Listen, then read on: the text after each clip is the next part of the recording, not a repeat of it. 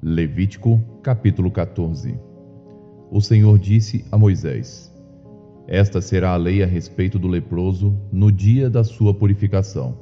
O leproso será levado ao sacerdote, este sairá fora do arraial e o examinará.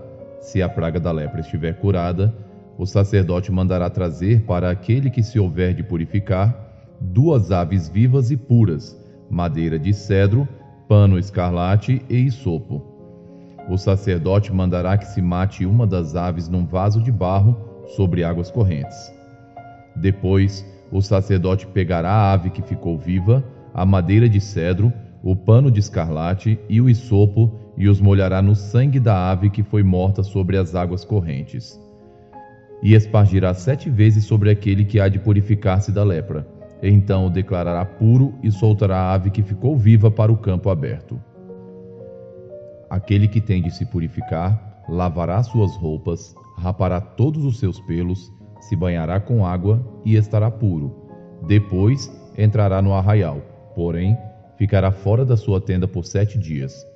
No 7º dia, rapará todo o seu cabelo, a cabeça, a barba e as sobrancelhas, rapará todos os pelos, lavará suas roupas, banhará o corpo com água e estará puro. No 8º dia, pegará 2 cordeiros sem defeito, 1 cordeira sem defeito de 1 ano, 6 litros da melhor farinha para oferta de cereais, amassada com azeite e separadamente 1 copo de azeite. O sacerdote que faz a purificação apresentará o homem que houver de purificar-se e essas coisas diante do Senhor, à porta da tenda do encontro. Pegará um dos cordeiros e o oferecerá por oferta pela culpa, juntamente com o copo de azeite, e os moverá por oferta movida diante do Senhor. Depois, matará o cordeiro no lugar onde são mortos os animais da oferta pelo pecado e do holocausto, no lugar santo. Porque tanto a oferta pela culpa como a oferta pelo pecado são para o sacerdote, são coisas santíssimas. O sacerdote pegará um pouco do sangue da oferta pela culpa e porá sobre a ponta da orelha direita daquele que tem de purificar-se, sobre o polegar da mão direita e sobre o polegar do seu pé direito. Também pegará o copo de azeite e derramará um pouco na palma da própria mão esquerda. Molhará o dedo direito no azeite que está na mão esquerda e daquele azeite espargirá com o dedo 7 vezes diante do Senhor. Do restante do azeite que está na mão, o sacerdote porá um pouco sobre a ponta da orelha direita daquele que tem de purificar-se, sobre o polegar da sua mão direita e sobre o polegar do seu pé direito, em cima do sangue da oferta pela culpa. O restante do azeite que está na mão do sacerdote, ele porá sobre a cabeça daquele que tem de purificar-se. Assim, o sacerdote fará expiação por ele diante do Senhor. Então, o sacerdote fará a oferta pelo pecado e fará expiação por aquele que tem de purificar-se da sua impureza. Depois matará o animal do holocausto e o oferecerá com a oferta de cereais sobre o altar. Assim, o sacerdote fará expiação pelo homem e este ficará puro. Se for pobre e as suas posses não lhe permitirem trazer tanto, pegará um cordeiro para oferta pela culpa, como oferta movida, para fazer expiação por ele, e 2 litros da melhor farinha, amassada com azeite, para oferta de cereais, 1 copo de azeite, 2 rolinhas ou 2 pombinhos, segundo as suas posses, dos quais um será para oferta pelo pecado e o outro para o holocausto. No 8º dia da sua purificação, trará isso ao sacerdote à porta da tenda do encontro diante do Senhor. O sacerdote pegará o cordeiro da oferta pela culpa e o copo de azeite e os moverá por oferta movida diante do Senhor. Então o sacerdote matará o cordeiro da oferta pela culpa, pegará um pouco do sangue da oferta pela culpa e o porá sobre a ponta da orelha direita daquele que tem de purificar-se, sobre o polegar da sua mão direita e sobre o polegar do seu pé direito. Derramará um pouco do azeite na palma da própria mão esquerda e com o dedo direito aspergirá do azeite que está na sua mão esquerda 7 vezes diante do Senhor. Então do azeite que está na sua mão, O sacerdote porá um pouco na ponta da orelha direita daquele que tem de purificar-se, no polegar da sua mão direita e no polegar do seu pé direito, por cima do sangue da oferta pela culpa. O restante do azeite que está na mão do sacerdote, ele porá sobre a cabeça do que tem de purificar-se, para fazer expiação por ele diante do Senhor. Oferecerá uma das rolinhas ou um dos pombinhos segundo as suas posses, será uma para oferta pelo pecado e o outro para holocausto, além da oferta de cereais. E assim o sacerdote fará expiação por aquele que tem de purificar-se diante do Senhor. Esta é a lei a respeito daquele em quem está a praga de lepra, cujas posses não lhe permitem o que é preciso para sua purificação. O Senhor disse a Moisés e a Arão: quando vocês entrarem na terra de Canaã, que lhes darei por herança, e eu enviar a praga de mofo a alguma casa da terra que vocês passarão a possuir, o dono da casa fará saber ao sacerdote, dizendo: parece-me que existe algo como que uma praga em minha casa. O sacerdote ordenará que se esvazie a casa antes que venha para examinar a praga, para que não seja contaminado tudo o que está na casa. Depois, o sacerdote virá para examinar a casa e examinará a praga. Se nas paredes da casa há manchas esverdeadas ou avermelhadas e parecem mais fundas que a parede, então o sacerdote sairá da casa e a fechará por 7 dias.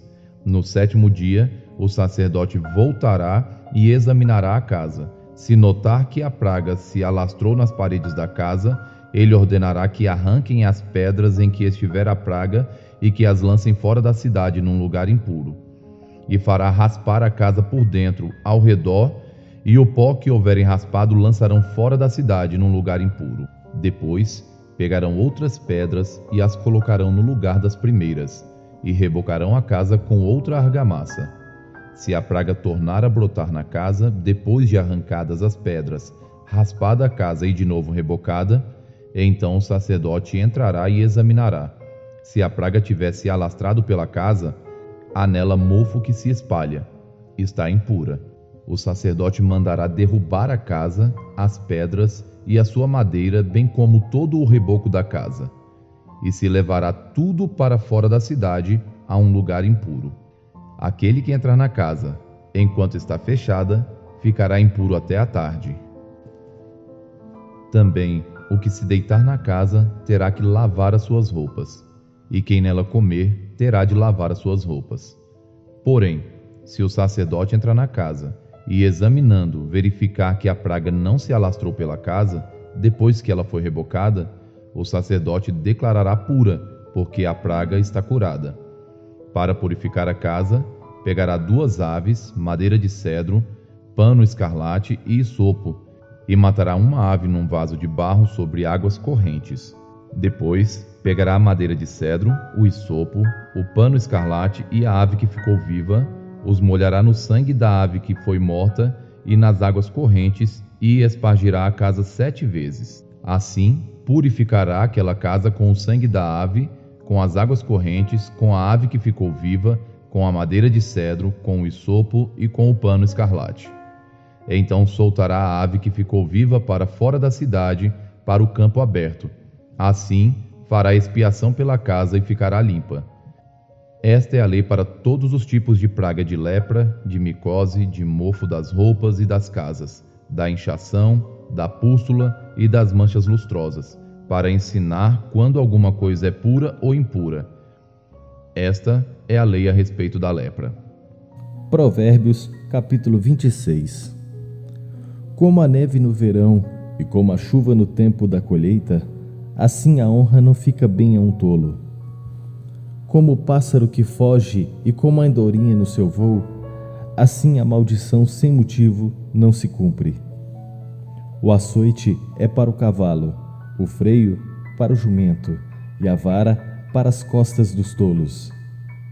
Não responda ao insensato segundo a sua tolice, para que você não se torne semelhante a ele. Responda ao insensato segundo a sua tolice, para que ele não seja sábio aos seus próprios olhos. Como cortar os pés e sofrer dano, assim é mandar mensagens por meio de um tolo. As pernas do coxo pendem bambas, assim é o provérbio na boca dos tolos. Como amarrar a pedra na funda, assim é dar honra a um tolo. Como o espinho que entra na mão de um bêbado, assim é o provérbio na boca dos tolos. Como um flecheiro que fere a todos, assim é o que contrata os tolos e os primeiros que passam. Como o cão que volta ao seu próprio vômito, assim é o insensato que repete a sua tolice. Você viu alguém que é sábio aos seus próprios olhos? Há mais esperança para um tolo do que para ele. O preguiçoso diz: um leão está no caminho, um leão está no meio da rua. A porta gira nas dobradiças, o preguiçoso se vira na cama. O preguiçoso põe a mão no prato e não quer ter o trabalho de levar à boca. O preguiçoso é mais sábio aos seus próprios olhos do que 7 homens que sabem responder bem. Quem se mete na discussão dos outros é como aquele que pega pelas orelhas um cão que vai passando. Como o louco que lança fogo, flechas e morte, assim é aquele que engana o seu próximo e diz: fiz isso por brincadeira. Sem lenha, o fogo se apaga, e não havendo difamador, cessa a discórdia. O que o carvão é para as brasas e a lenha é para o fogo, o briguento é para acender uma discussão. As palavras do difamador são comida fina, que desce para o mais interior do ventre. Como o vaso de barro coberto de prata, assim são os lábios amorosos e o coração mau. Quem odeia, dissimula com os lábios, mas no seu íntimo esconde a falsidade. Quando ele vier com palavras suaves, não acredite nele, porque tem 7 abominações em seu coração. Ainda que o seu ódio se encubra com falsidade, a sua maldade será exposta aos olhos de todos. Quem abre uma cova acaba caindo nela, e a pedra rolará sobre quem a pôs em movimento. A língua falsa odeia aqueles a quem engana, e a boca lisonjeira é causa de ruína. Mateus, capítulo 12, dos versos 1 a 21. Por aquele tempo, num sábado, Jesus passou pelas searas. E estando os seus discípulos com fome, começaram a colher espigas e a comer. Os fariseus, vendo isso, disseram a Jesus: olhe, os seus discípulos estão fazendo o que não é lícito fazer num sábado. Mas Jesus lhes disse: vocês não leram o que Davi fez quando ele e os seus companheiros tiveram fome? Como entrou na casa de Deus e comeram os pães da proposição, os quais não era lícito comer, nem a ele, nem aos que estavam com ele, mas exclusivamente aos sacerdotes? Vocês não leram na lei que aos sábados os sacerdotes no templo profanam o sábado e ficam sem culpa? Pois eu lhes digo que aqui está quem é maior do que o templo. Mas se vocês soubessem o que significa quero misericórdia e não sacrifício, não teriam condenado inocentes, porque o Filho do Homem é Senhor do sábado. Tendo Jesus saído dali, entrou na sinagoga deles, e achava-se um homem que tinha uma das mãos ressequida. Então, a fim de o acusar, perguntaram a Jesus: é lícito curar no sábado?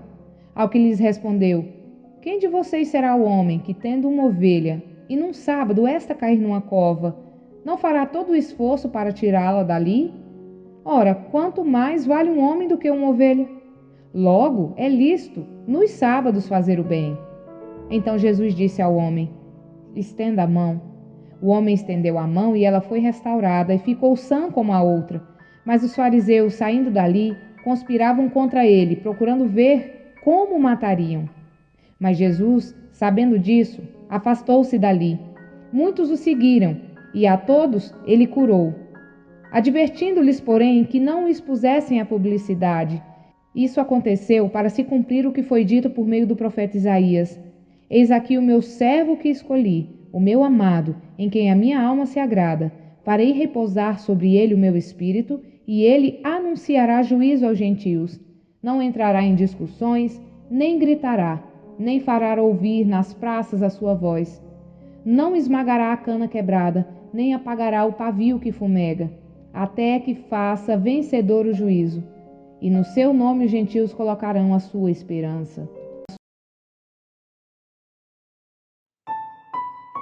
Curta, Comente. E compartilhe.